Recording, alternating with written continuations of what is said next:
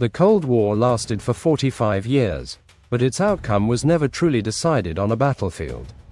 It was not decided by tanks rolling across borders, or by the final launch of a missile. Instead, it was decided much earlier, quietly, strategically, and almost invisibly, in the years immediately following the end of the Second World War.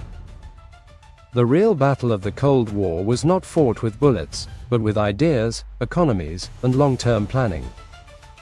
At its core, the Cold War was an ideological struggle.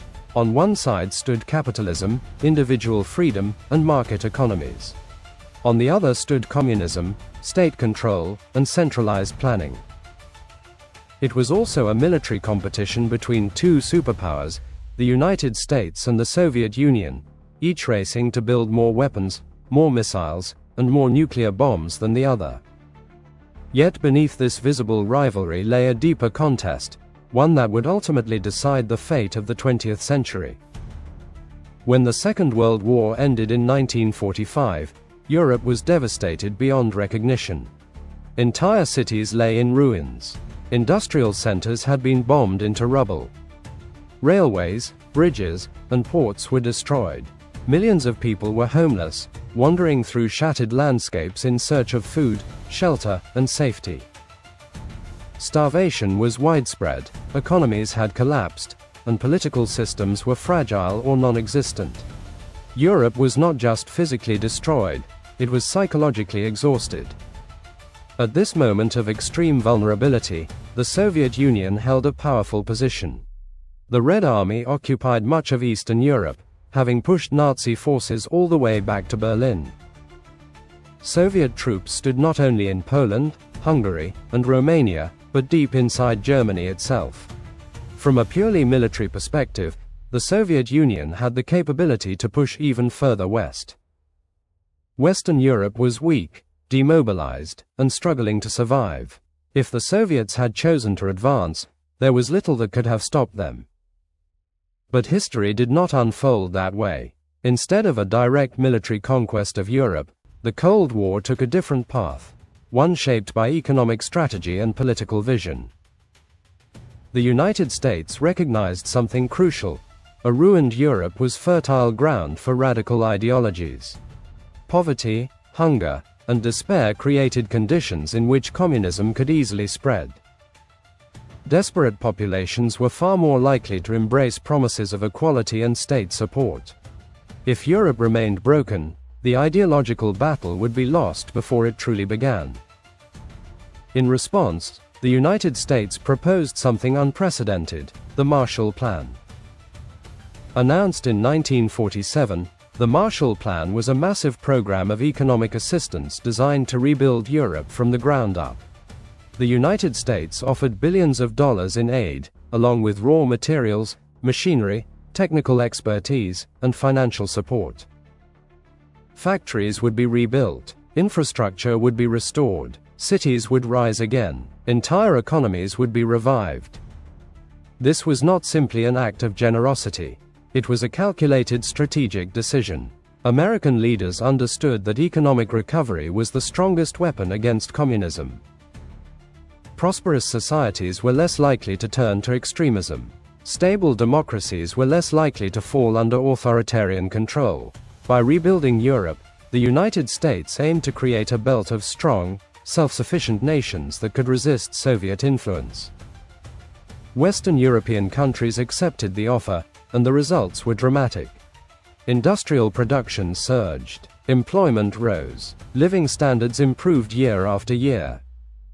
Democratic institutions stabilized, and market economies flourished. Western Europe began a remarkable recovery that would transform it into one of the most prosperous regions in the world. The Soviet Union, however, took a very different approach. In Eastern Europe, Soviet control was enforced through military presence and political coercion. Instead of rebuilding these countries, the Soviet Union extracted resources from them. Factories were dismantled and shipped east. Agricultural output was requisitioned. Reparations were taken from Germany and redistributed according to Soviet priorities. Eastern European economies were reorganized to serve Moscow's needs, not their own populations. Rather than encouraging prosperity, the Soviet system imposed rigid central planning and communist political structures. Innovation was stifled. Productivity lagged. Consumer needs were ignored. While Western Europe moved forward, Eastern Europe stagnated. The contrast became impossible to ignore. On one side of the Iron Curtain, people saw growing wealth, political freedoms, and rising living standards. On the other, they experienced shortages, repression, and economic stagnation. This visible difference became one of the most powerful forces of the Cold War. No propaganda campaign could fully hide it. People could see with their own eyes which system delivered a better life. At the same time, American strategy extended beyond economic aid. A second pillar emerged: the doctrine of containment. This idea was articulated most clearly by George Kennan, an American diplomat and strategist. In a now famous analysis, Kennan argued that the Soviet Union was inherently expansionist, driven by ideology and insecurity. He believed that the Soviets would push outward wherever they perceived weakness, but that they would retreat if met with firm resistance.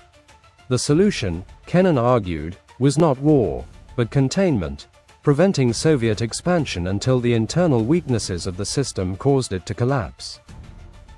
The United States embraced this doctrine. It committed itself to supporting nations threatened by communist influence. This support came in many forms: military alliances like NATO, economic assistance, diplomatic backing, and, when necessary, direct intervention. The goal was clear: draw firm lines and make expansion too costly for the Soviet Union to pursue. Over time, this strategy succeeded. The Soviet Union found itself surrounded by stable, US-backed states. Expansion into Western Europe was blocked. Influence in the Mediterranean, the Middle East, and large parts of Asia was contested. The Soviet system was contained, boxed in, and forced to sustain itself without new conquests. Meanwhile, a quieter but even more decisive battle was unfolding inside the two superpowers themselves. In the United States, the post-war economy boomed. Factories that once produced tanks and bombers shifted to cars, appliances, and consumer goods.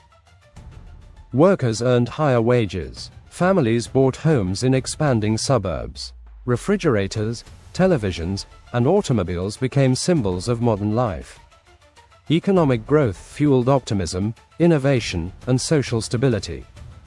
The Soviet economy followed a different path. Vast resources were poured into military production. Weapons, missiles, tanks, and nuclear bombs took priority over everything else. Consumer goods were scarce. Housing was inadequate. Daily life remained difficult for most citizens. The system could produce rockets and warheads, but it struggled to produce basic necessities. This imbalance created a fundamental problem. The United States could afford to compete militarily while still improving the lives of its citizens.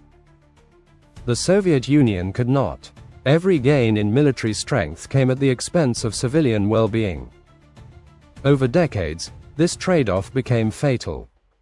An economy that cannot satisfy its population cannot survive indefinitely.